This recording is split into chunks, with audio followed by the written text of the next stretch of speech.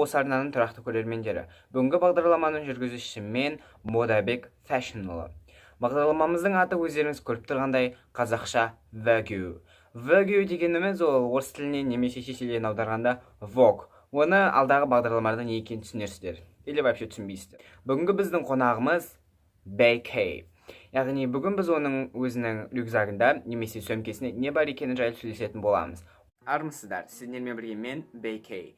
Сіздер мені ойлайтын шығарсыздар, қалай атақты болды. Мен өзімнің сылдырлаған даусыммен, бұлақтың аққан сылдырлаған суындай, сондай әдемі даусыммен бүкіл әлемді таңқалдырған болатын. Және де бүгін сіздер менің өзімнің рюкзагымда не бар екені жайлы көргілеріңіз келсе, менімен бірге болыңыз. Мен Givenchy деген дүкеннен $150 миллион зат алған болатын. Және соны маған осындай пакетке салып берді.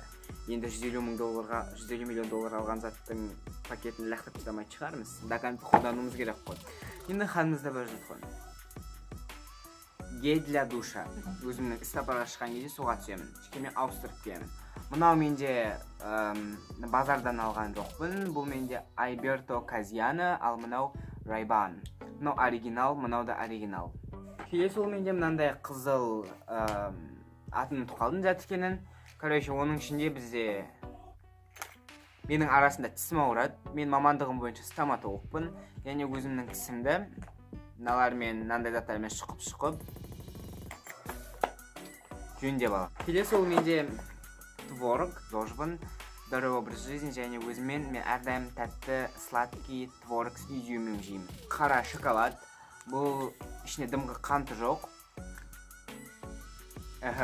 Составы тек қана қанттан тұрады екен, бірақ қанты жоқ деп есептей бермеңіз. Сол менде әтірім, туалеттен шыққаннан кейін себем. Келесі ол менде мынандай цитрамон деген дәрі. Мен цитрамонды ішім ауырған кезде ішіп жатам. Келесі ол менде шахмат. Келесі менде носки. Бұл носки емес, бұны мен Calza Corta деген компаниядан, француздық компаниядан мінеке баға жазылып тұр. 200 евроға алдым. 200 евро мен үшін ол 200 теңге. Сол менде камера.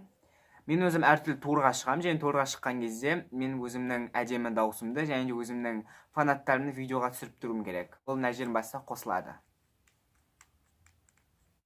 Келесі ол менде кітап. Бұл кітаптың атауы Erich from Искусство любить деп аталады. Сонда кітапты оқу үшін алдыңыз ба?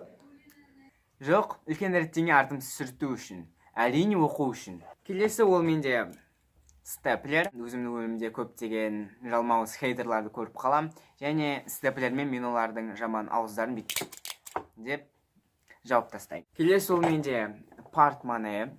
Бұл портмоне менде мынандай бір компаниядан, атын ұмытып қалдым.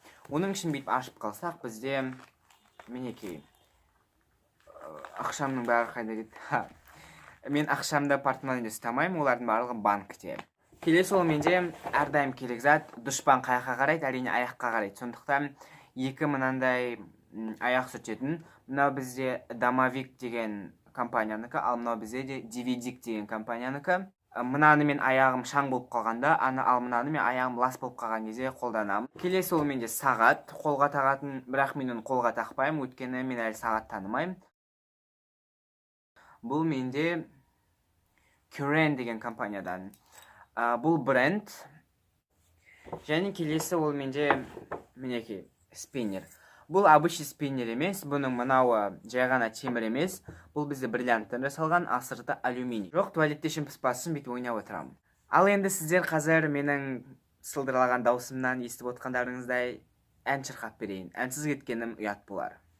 1, 2, 3. Қывырық сәйіп қалдым, мен сені көріп. Сіздерге ұнады деген ойдамын. Барлықтарыңыз аман жүріңіздер.